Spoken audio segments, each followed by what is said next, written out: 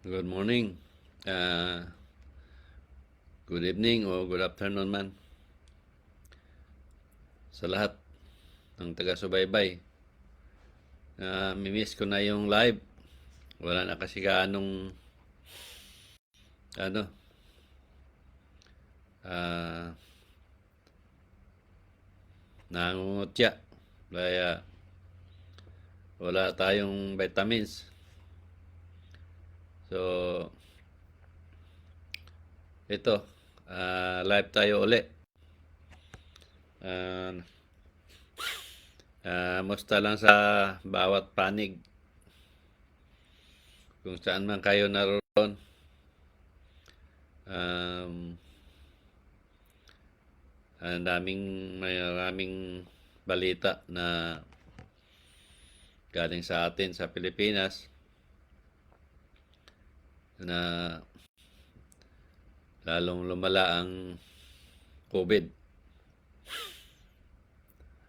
Di na nila masabi yan na dati na. Dahil sinulat ko na yan bago pa nangyari. Kaya yung sa March 7 na sulat ko, 2020, yun yung mayroon pang nauna doon, alam ko. Kaya laging ingat dahil may bagong mensahe naman siya nakaraan. Mensahe ng Diyos na ang COVID magmumultiply uli. Ibig sabihin, paulit-ulit itong COVID kahit saan man na bansa. Kaya ditong sa amin, ang balita, 2022 pa daw ang magbukas ang borders. So, pag wala ng COVID, pero pag meron, siyempre, hindi maaari yan na mabuksan. Mayroon akong mga kilala nasa Pilipinas o kasama ng tapos trabaho, mag 2 years na sila. Hindi pa nakabalik dito. Kaya mahigpit ito sa amin. Yun nga, may mga bansa na mahigpit ang restriction na hindi ka basta-basta bumalik kung mas grabe ang ng COVID. Malaki ang ipapain ng isang tao, 66,000 plus makukulong ka pa ng 5 years. Kaya hindi basta-basta makauwi sa Pilipinas. Kung nagkataon na hindi ako pinabalik ng Diyos noon, last year, ato 2020, ayan nga, 2020, 21 ba yun?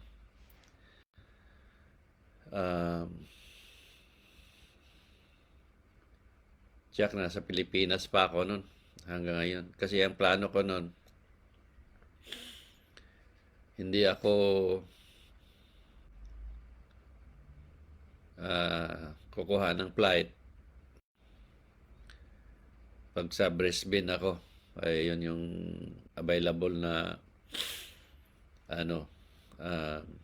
flight na kinuha na inoffer sa KMJ sa anak ko. Tapos pagdating sa Brisbane, doon ako mag-quarantine. Dahil wala ng flight ng Sydney. Kaya fully book na raw. So nag-decide ako na sabi ko kay MJ na mas gustuhin kong dito na lang sa Pilipinas muna at maghintay na ako magkaroon ng flight papunta Sydney. So yun yung decision ko noon. So hindi ko akalain na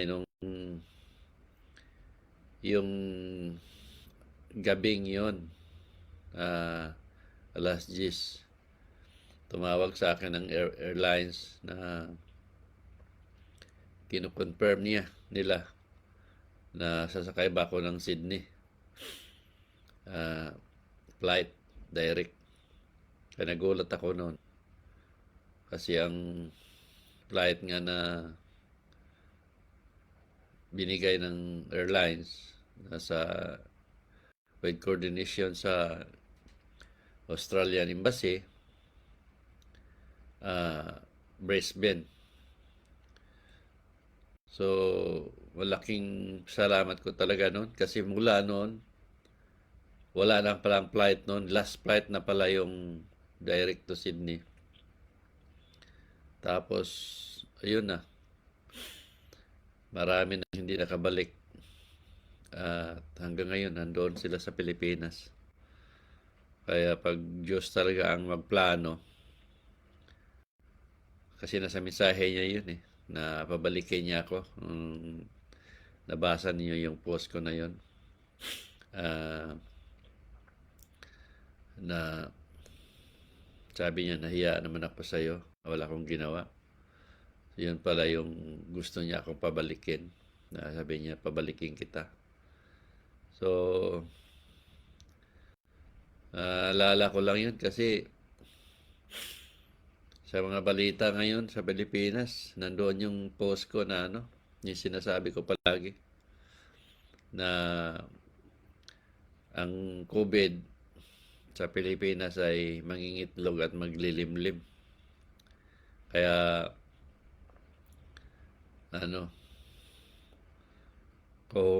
babalik hanggang ngayon, ganun sa Pilipinas. Sa Visayas ngayon, ang Bohol yata nasa post ko yan Ang Bohol nag-number 1 ngayon. Nung nakarang linggo, nag-number 1 sila sa buong Visayas. So, yun yung nasa post ko na yun. Ngayon, yung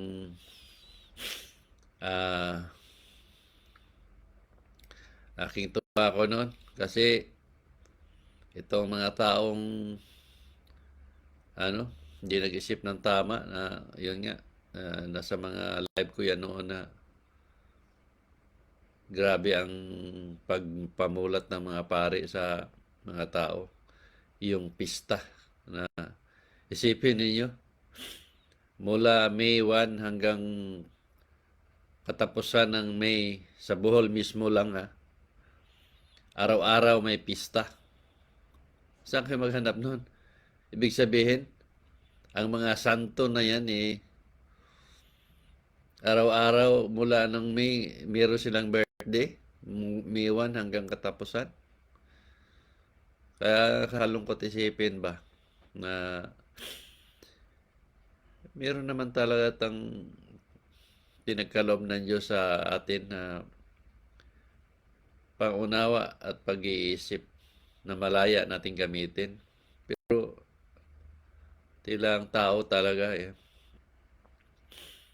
hindi na nag-isip ng tama. Yun yung nakakalungkot doon. Yun yung kinakalungkot ng Diyos ba? Na yun nga sabi, kung walang magpaloko, walang manluloko. Kasi itong mga pare talaga na yan, hindi talaga naniwala ng Diyos yan.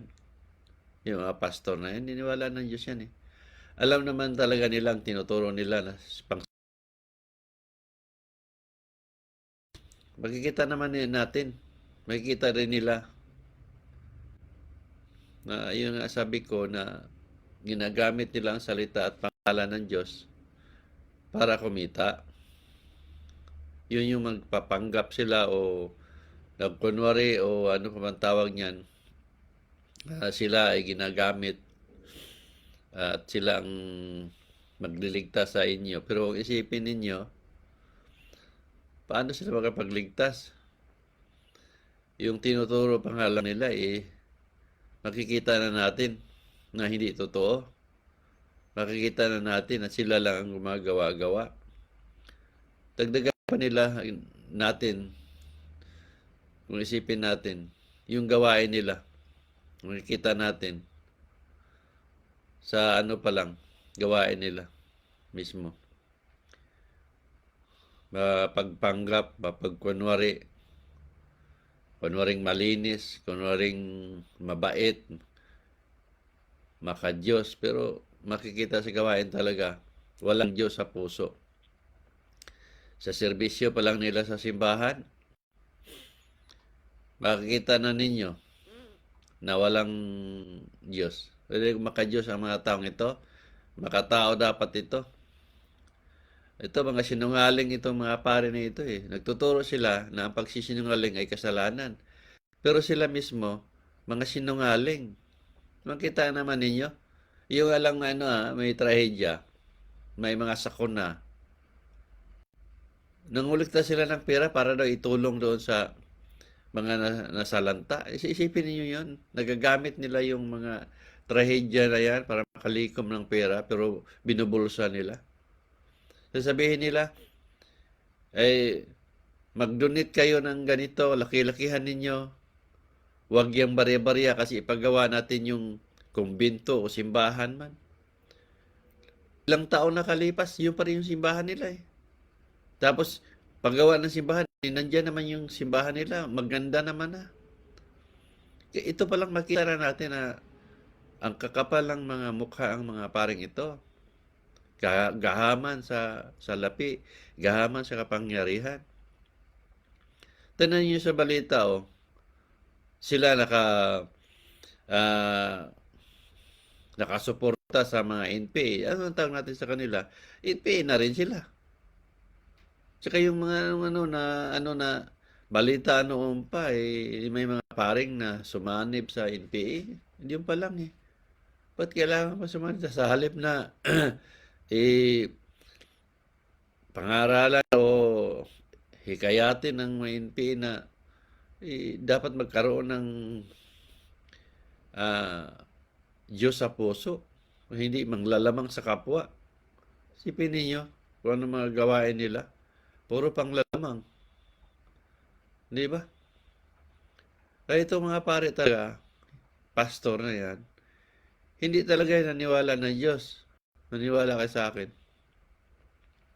Makikita talaga natin na ginawa lang nila yan para kumita ng pera. Tamo nung may COVID, anong sinasabi nila? Essential daw yung turo. Paano naging essential? Napakatangang pare ito. Ngayon, nagsasabing essential. Nagrarally pa sila kasi bakit daw hindi sila payagang magbukas sa simbahan? Yung, kung hindi ba inotel ang mga tao na niwala sa mga paring ito. Paano naging essential? Ako, pag sabihan mong essential, di ba, isa-isahin natin kung saan kayo naging essential. Essential kayo sa sarili ninyo. Pero sa kapwa ninyo, panglalama ang ginawa ninyo, mga pare kayo.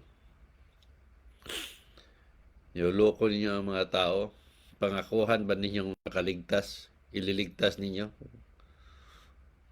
Paano kayo makapagligtas? Sarili nga ninyo, hindi ninyo mailigtas. Ang biruang makasalanan kayo. Diyos mismo ang nagsabi nun. Linaw doon sa sinasabi ng Diyos na ang mga pare at pastor ay tinatawag ko silang ng biruang makasalanan. Ngayon, paano kayo makapagligtas? Kayo mismo hindi ligtas. Tingnan din natin sa turo ninyo. Kaya nga hindi kayo makaharap sa akin eh. Kayong lahat na pare, nagbabasa, nanood sa mga live ko. 11 years ko nang ginawa ito. Mga demonyong pare. Alam niyo ako. Dahil mahanay ninyo, nakakausap ko. Tagalog o English man, nakausap ko na sa video call. Pero isa lang ang sinasabi ninyo. Tunay akong ginamit. Pero hindi nyo kayang isuko ang sarili ninyo. Kasi alam ninyo sarili ninyo mismo. Hindi kayo naniwala ng Diyos. Pero sige lang. Dahil nandito na yung sinasabi ng Diyos na darating ang panahon na gugutumin natin sila. Kaya ito, nagsumikap ako na maiparating sa mga tao at magising sa katotohanan at mamulat mula ng pagkalugmok at pagkabagok ng mga taong ito. Kaya tingnan natin kung hanggang saan tayo. Dahil ako, hanggang may buhay, yung sabi ko, Diyos ang nagbigay sa buhay ko na ito. Sa Diyos ko rin isusuko. Siya ang may utos nito. Gampanan ko ito ng buong buo. Alam ko, tunay akong ginamit. Kaya kung hindi ako tunay, matagal na akong nanahimik at nawala sa mundong ito. Hindi na ako abuti ng 2 taon, 1 taon, 3 taon. Umabot ako ng 11 years nang walang nangaharas sa akin.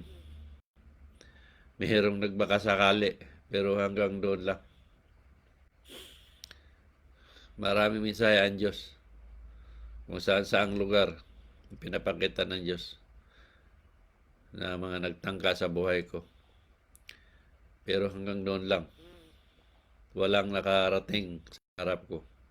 Kung meron man, di ko alam kung kailan at ano ang mangyari. Pero pinaghandaan ko na ito lahat. Dahil alam ko, darating at darating yung panahon na yon. Kung ito'y pagkaloob ng Diyos. Kaya kayong mga tao, ano man ang reliyon ninyo, malaya kayong mamili. Malaya kayong gumamit sa pag-iisip at pangunawa ninyo. Suriin ninyong mabuti. Tingnan ninyo kung yung pastor ba ninyo tunay bang ginamit. Ano bang kaya nilang gawin? Kaya paliwanag ko na punong-puno ng patunay, punong-puno ng katibayan, punong-puno ng paliwanag na makikita natin talaga na ang kaligtasan ay wala sa reliyon. Ang kaligtasan ay nasa gawain natin kung paano tayo namumuhay habang buhay pa tayo. Lahat ng sinasabi nila ay puro lang yan, haka-haka, puro gawa-gawa, o wala.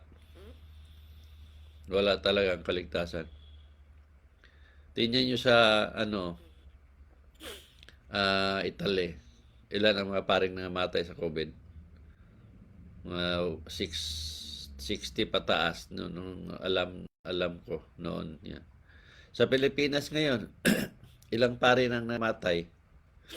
Ngayon may mga bagong nangamatay na pare sa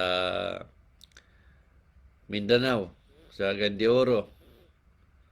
Oh, hindi binabalita yan, hindi binapangalanan. Paano? Kasi nahiya sila na malaman ng tao na hindi nga pala sila totoong ginamit ng Diyos. Kasi bakit nangamatay sila sa COVID? Sila nga nagsabi na ginamit sila ng Diyos. Sila nagsabi na powerful ang dasal nila. Tapos ngayon, sila tinatamaan ng COVID. Ikumpara ninyo sa akin, hindi ako natakot sa COVID. Kasaksakan ng COVID noon, biyahe ako sa Pilipinas. So, sabi ko ngayon sa aeroplano noon, ako sa paligid ko, puro may ubo. Hanggang bumalik ako dito sa Australia. Samantalang nanggamot pa ako ng may sakit sa COVID. Dokumentado yan. Gumagaling sila sa panggagamot ko sa COVID. Sila, kinubid, nangamatay. Sipin ninyo yon. Ipagkumpara nyo ang dalawa. Itong mga pare na pinaniwalaan ninyo, nagpakilalang sila ang tunay ginamit ng Diyos sa haba ba ng panahon, sa dami-dami nila, sila nagtuturo na ang dasal nila ay powerful.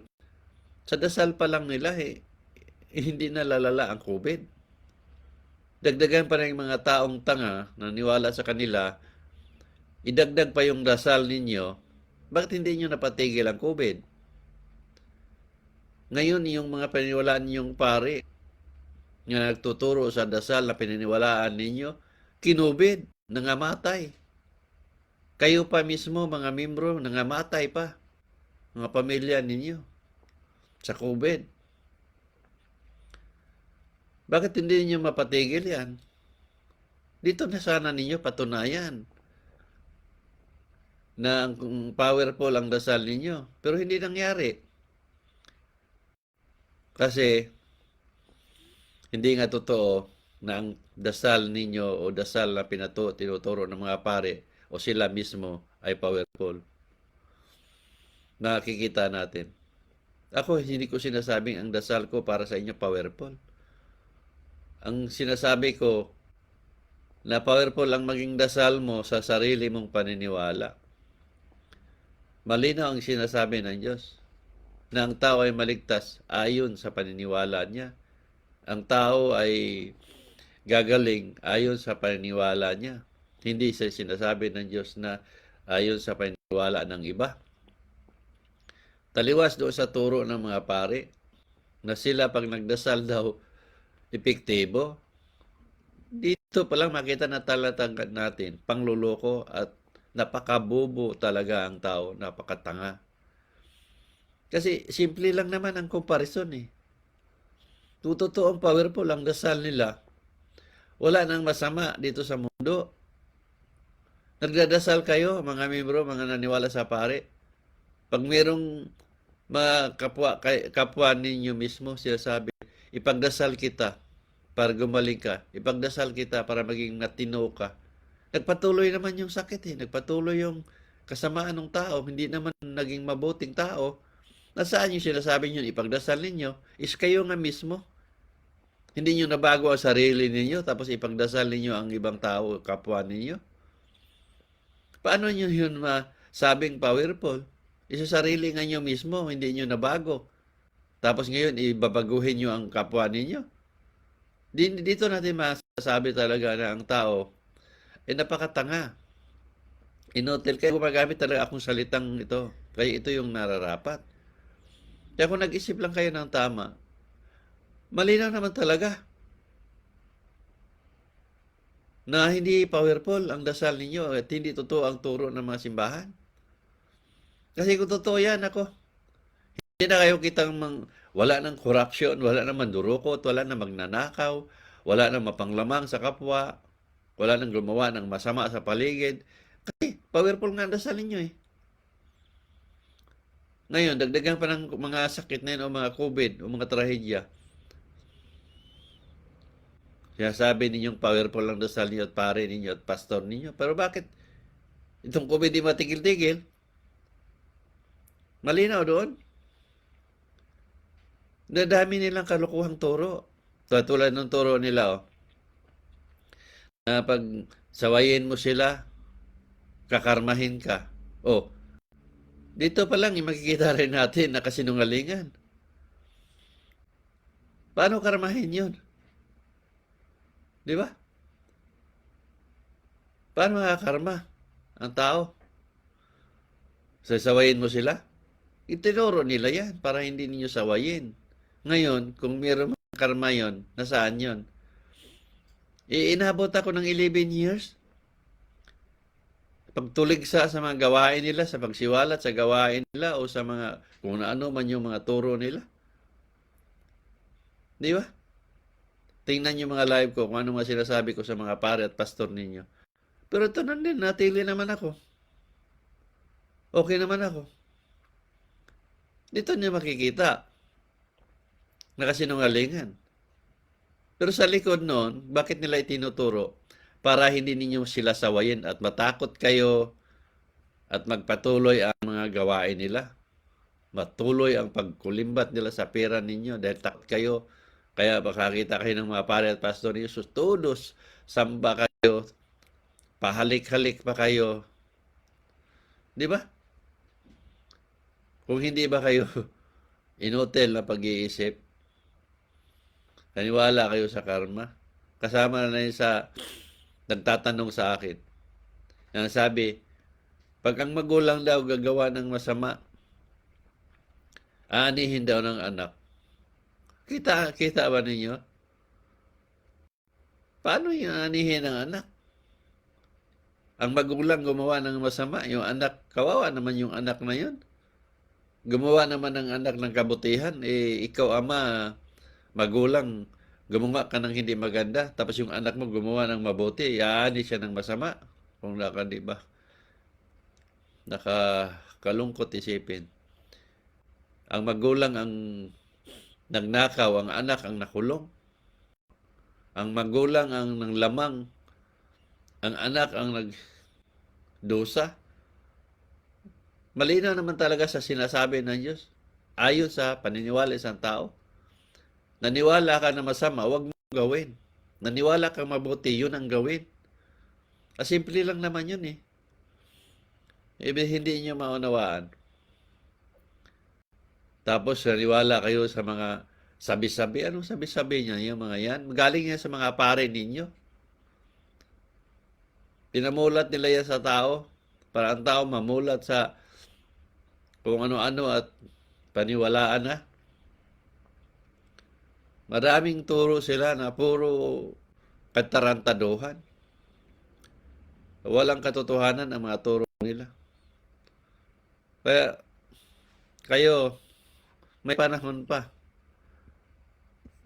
Makaroon kayo ng pagbabago, pagsisisi. Kasi yun na naman gusto ng Diyos eh.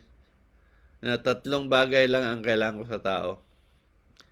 Yung pagbabago, pagsisisi at lubos na paniniwala. Maniwala kayo na ito ang nakapagligtas sa pamagitan ng paggawa ng kabutihan. O di puro kabutihan ang gawin natin.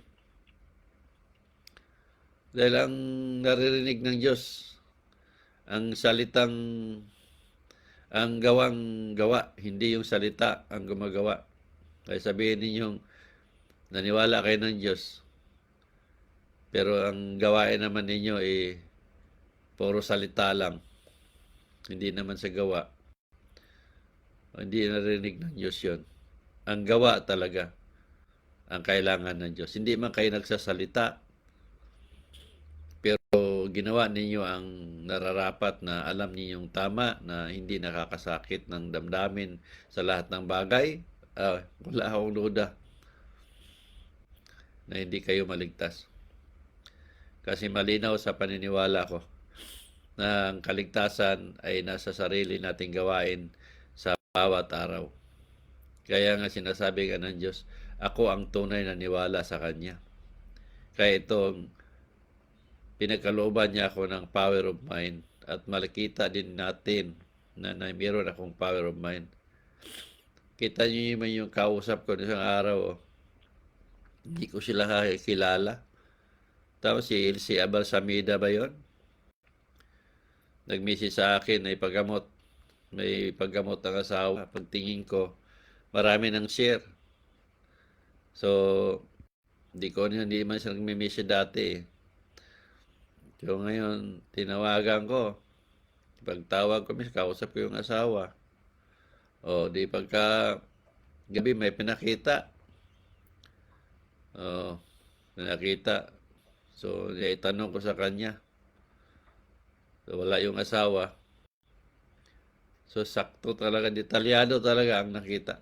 Tinanong ko sa kanya. Totoo daw talaga. Sipin ninyo yun. Di man nag-message sa akin yun. Di man nagkikwento sa akin yun. Bakit nalaman ko na may problema sila sa mga pamilya na mga sakit sa baga? Pinangalanan pa yung isa sa pamilya nila. Hindi ko lang nabanggit kasi nakapokus ako sa asawa. Kasi ang asawa sanang tatanungin ko noon. Sisipin niyo yun. Yung tatay daw niya namatay, baga din ang sakit. Kaya dito natin nakikita. Naisipin ninyo, patay na yung tatay niya. Bakit nalaman ko na ang kinamatay baga, ang sakit? Kaya makikita natin na sinasabi nga ng Diyos na ang power of mind most powerful yan. Alam, makakita ka ng anong meron sa tao, buhay man o patay. Kasalanan ng patay o buhay man. Kaya itong mga nangungutya, nanahimik sila. Simula nung nandiyan kikita nila yung kabaong ni Charlie at ng pastor na yan at saka ni Alvin. Si Charlie, ang alam ko, Iglesia ni Cristo yan, pastor yan. Tingnan yung palitan namin. Di ba? Malinaw sinasabi ng Diyos. Tuwing nasaktan ng damin mo, laging may kapalit. Mamamatay sila. Di ba? Ayan. Simula nung nakita ninyo yan, wala na. Wala nang, maliban sa mga hindi nagbasa. So, sa nagbasa, eh, pipigilan ang pagbuka ng bibig nila. Kung gusto ninyong sumama sa album nila, sige dito. Dahil tingnan natin kung hanggang saan tayo. Hindi kayo nagising ng pagkabagok ninyo. Subukan ninyo, mga utya. Dahil alam ko talaga, mayroong mapupuntahan. Kaya, ito, paalala ko lang sa lahat na hindi dapat sugod ng sugod. Pwede kayong mangutya kung may batayan. Dahil malaban ako ng patas. Kailangan isang sagot, isang tanong. Pag ako ang nagtanong, sasagutin din ninyo. Hindi yung kayo na lang ang magtatanong. Dahil pag nagkataon, hirong kayong aanihin sa mga pinunlan ninyo na hindi maganda. Bukas ang pintuan sa mga gustong makipagpalitan. Pero kailangan patas. Tulad ng batas na sinusunod natin. Hindi yung kayo lang ang magtatanong at hindi kayo makikinig. Kayo lang ang gustong tanong pero hindi kayo marunong sumagot. Hindi yan patas. Ako, patas ako. Kaya kung nagkataon, isasama ko kayo sa album talaga. Hindi, yung mga listahan yan, ang haba na yan. Marami pang hindi sinama sa listahan dyan. Sinasabi pa ng Diyos na maraming nangamatay sa kanila. Hindi mo lang alam dahil hindi mo sila kilala. Kaya wala akong duda nun. 100% ako naniwala doon. Basta pag sinabi ng Diyos. Hanggang dito na lang kasi papasok ako sa trabaho kahit paano kapag live dahil mahaba-haba ng panahon na hindi na ako nakapag-live at kahit paano din meron kayong mga napakinggan na bilang paalala na rin. Baka nakalimutan na ninyo ang mga mensahe ng Diyos. God bless sa lahat and more power.